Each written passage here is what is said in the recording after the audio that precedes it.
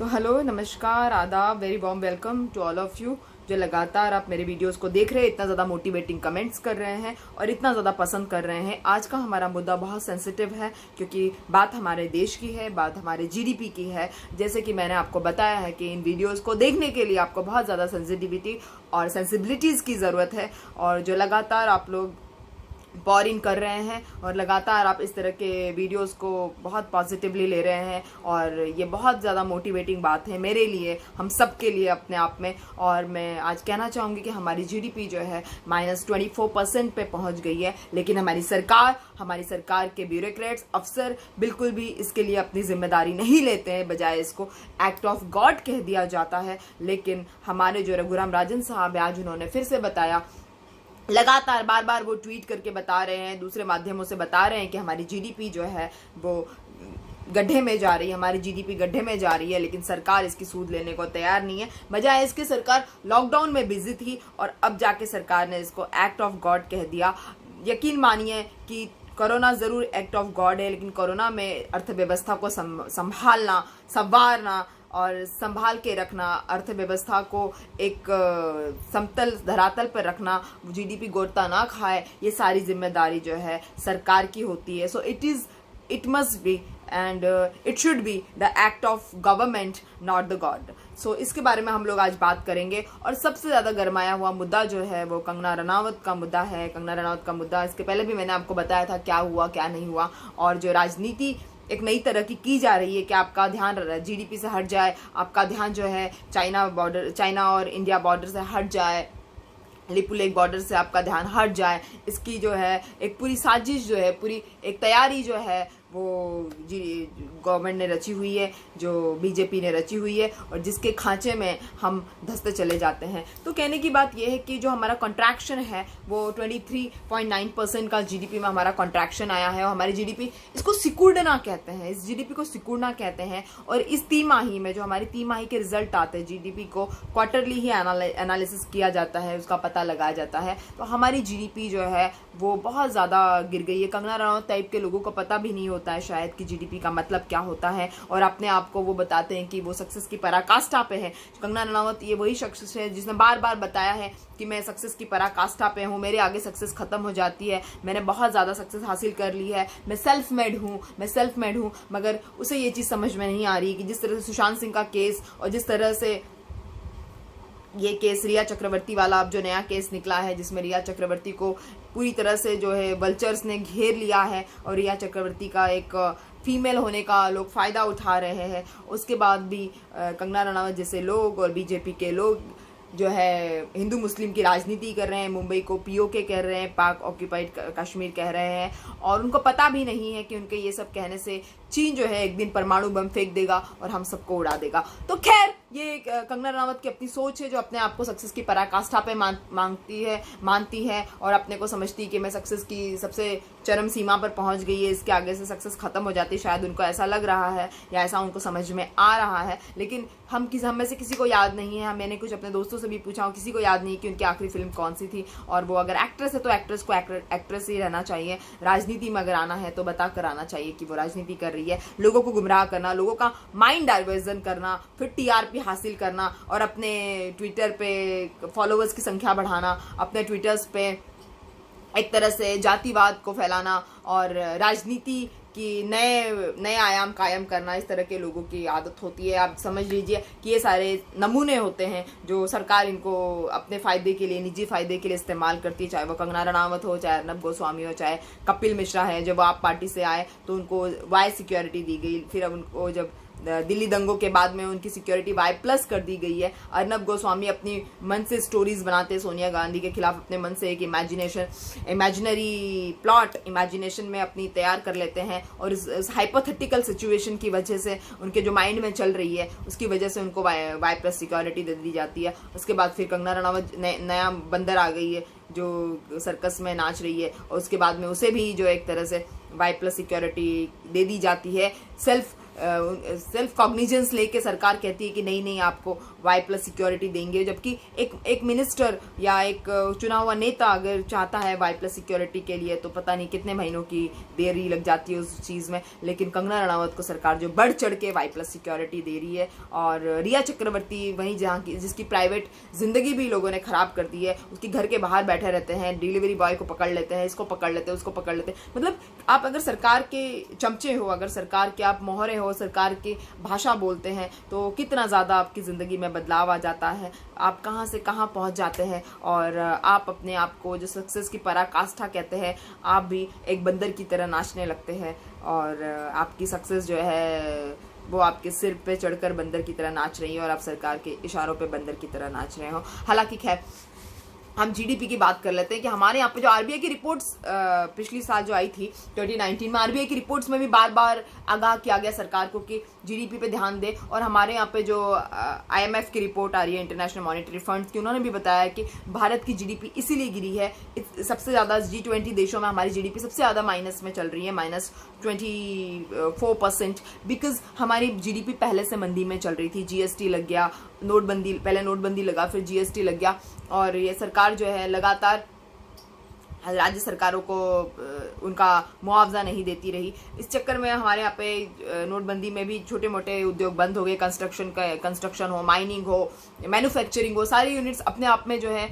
एक मंदी की तरफ जाती नजर आ रही थी, जिसने एक आम आदमी की कमर तोड़ दी, उसकी परचेसिंग कैपेसिटी को कम कर दिया, रोजगार के अवसर खत्म कर दिया। इसीलिए भी हमारी GDP जो बहुत माइनस में गई। और भी देशों की GDPs माइनस में गई है, लेकिन हमें चाइना से सीखना चाहिए जिसकी GDP जो है +3.2% है। और ज़रूर हमने कहीं ना कहीं गलती की है कि चाइना के यहाँ से कोरोना निकला, मगर उसके यहाँ की GDP जो है -3.2% है, जो अपने आप में एक बहुत ही अच्छी बात है, अपने आप में एक पॉजिटिव बात है। लेकिन हम चाइना से सीखने को तैयार नहीं है, उल्टा हम अपने दावेदारी, दोस्ती की दावेदारी जो है अमेरिका के साथ बताते हैं, जिसकी वजह से चाइना चिढ़ा हुआ है। इसके ऊपर मैंने आपको पूरा एक वीडियो बताया है। तो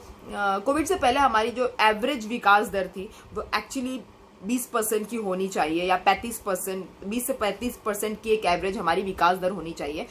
कोविड से पहले की मैं बात कर रही हूँ, जो कोविड नहीं आया था, लेकिन हमारी एवरेज विकास दर जो थी वो 3% होने की वजह से हमें ज़्यादा मुसीबतों का सामना करना पड़ रहा है। क्योंकि कोविड के पहले हमारी जो विकास दर थी वो सिर्फ और सिर्फ 3% की विकास दर हमारी थी, और हमारी ज़िंदगी में, हमारे देश में बहुत सारी प्रॉब्लम्स जो थी इस 6 सालों में मोदी सरकार की वजह से आई। क्योंकि ये मोदी सरकार जो है ये एक असंगठित व्यवस्था को ख़त्म करने में लगी हुई है, अनऑर्गेनाइज सेक्टर जिसको कहते हैं, उसको ख़त्म करने में लगी है। क्योंकि मोदी सरकार को लगता है कि जो अनऑर्गेनाइज सेक्टर होते हैं उनसे डायरेक्ट पैसा सरकार की जेब में नहीं जा रहा है। तो जब सरकार की जेब में ज़्यादा पैसे नहीं जाएंगे तो डेफिनेटली सरकार जो है ऑर्गेनाइज सेक्टर की तरफ आएगी, चीज़ों को कंपनीज बनाएगी, या कोई पर्टिकुलर योजना बनाएगी, यूनिट्स बनाएगी, जिसके थ्रू वो निजीकरण करेगी और ऑर्गेनाइज सेक्टर में लाने की चीज़ों को कोशिश करेगी। अनऑर्गेनाइज सेक्टर को बंद इसलिए कर रही है क्योंकि वो इनफॉर्मल सेक्टर होते हैं, वहाँ से सरकार को ऐसा कुछ खासा रेवेन्यू नहीं मिलता, इसलिए सरकार उनकी बात नहीं करती है। जिसमें हम लोग रिक्शा वाले आते हैं, जिसमें हम कह सकते हैं हमारे रेहड़ी पटरी वाले आते हैं, जिसमें हमारे जो कंस्ट्रक्शन में काम करने वाले मजदूर आते हैं, जिसमें हमारे माइनिंग में काम करने वाले मजदूर आते हैं, हमारे खेतों में काम करने वाले मजदूर आते हैं, या जो कंपनीज में मैन्युफैक्चरिंग यूनिट्स में काम करने वाले लोग आते हैं, तो उन पे सरकार का ध्यान नहीं है। सरकार सिर्फ अमीरों की और सिर्फ अमीरों की जेबें भरने में लगी हुई है। लेकिन मैं आपको बता दूं कि किसी भी देश की GDP अमीरों को सपोर्ट करके या अमीरों की जेब भर के नहीं बढ़ाई जा सकती। किसी भी देश की अर्थव्यवस्था जो है मजबूत नहीं की जा सकती अगर पैसा सिर्फ अमीरों के पास में हो। राहुल गांधी जी ने भी ये बात बताई है कि ये सरकार मीडिया और मार्केटिंग को बढ़ावा देती है, और फॉर्मल सेक्टर को बढ़ावा देने वाली सरकार है। मीडिया और मार्केटिंग गिने चुने 10-15 लोग करते हैं, गिने चुने 10-15 लोग जो है सरकार को चला रहे हैं, गिने चुने 15 से 20 लोग या 10-15 लोग ही जो है सरकार को डोनेशंस देते हैं, जिसके बारे में काफ़ी मुद्दे उठे थे पिछले हफ्तों में। मैंने आपसे बताया था कि पी चिदम्बरम साहब ने पूछा था कि ऐसे कौन से दानी लोग हैं जिसके बारे में सरकार बात नहीं करना चाहती, ऐसे कौन से दानी हैं जो सरकार को इतना ज़्यादा चंदा दे रहे, 3,500 करोड़ का चंदा जो है PM केयर्स फंड में है, ऐसे कौन से दानी है, उनका नाम आखिर सरकार क्यों नहीं बताना चाहती है। तो ये सारी बातें जो है पिछले वीडियोस में हमने किया, पिछले वीडियोस मेरे देखेंगे तो आपको पता चलेगा कि मैं किस हिसाब से आपको मैंने पूरी चीज़ें उसको डिटेलिंग दी है, आपको शायद बहुत मज़ा आएगा। तो फिर आगे की बात करते हैं कि जो ये भारतीय जनता पार्टी है, बीजेपी है, इसने हमेशा जो है फोटो ऑप्स की राजनीति की है, हमेशा जो है मार्केटिंग की राजनीति की है। अब जो है विकास दर जो है बहुत कम हो गई थी, और तो उस समय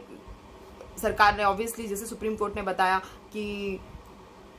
गरीबों पे और अनऑर्गेनाइज सेक्टर पे ध्यान नहीं दिया और हमेशा पूंजीपतियों की जेबें भरी, तो उसमें पैसा एक तरफा हो गया और सरकार अपनी जेब से पैसा रिलीज करने को तैयार नहीं है। पैसा एक पर्टिकुलर